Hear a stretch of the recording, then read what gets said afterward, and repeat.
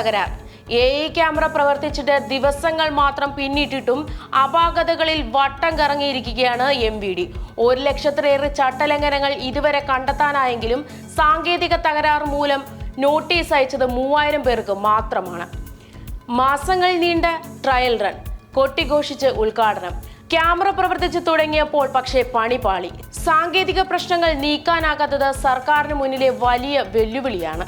ക്യാമറയിൽ പതിഞ്ഞ ചില ദൃശ്യങ്ങളും അത് വിലയിരുത്തി നോട്ടീസ് അയക്കുന്ന NNC സംവിധാനത്തിലും വലിയ പ്രശ്നങ്ങളുണ്ട്.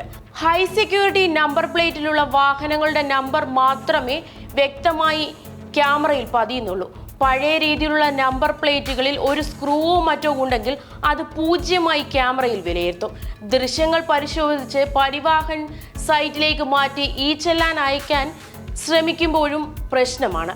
സൈറ്റിൽ നിന്ന് ചെല്ലാൻ ജനറേറ്റ് ചെയ്യുമ്പോൾ സീറ്റ് ബെൽറ്റ് ഇല്ലാത്തത് കുറ്റകൃത്യത്തോടൊപ്പം അമിത വേഗത്തിനുമുള്ള കുറ്റകൃത്യവും വരുന്നു. അതുകൊണ്ട് കൃത്യമായി ചെല്ലാൻ ജനറേറ്റ് ചെയ്യുന്നതിലും തടസ്സം നേരിടുന്നുണ്ട്.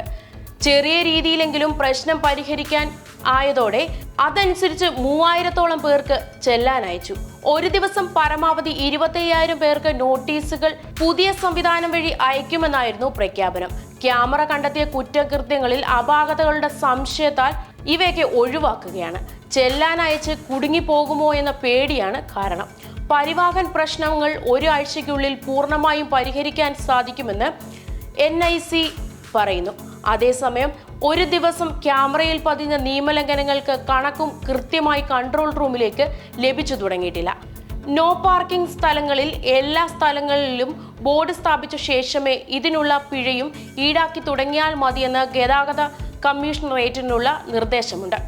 അപാകതകൾ പരിഹരിച്ച ശേഷം കെൽട്രോണുമായി അന്തിമ കരാർ വെച്ചാൽ മതിയെന്നാണ് തീരുമാനം.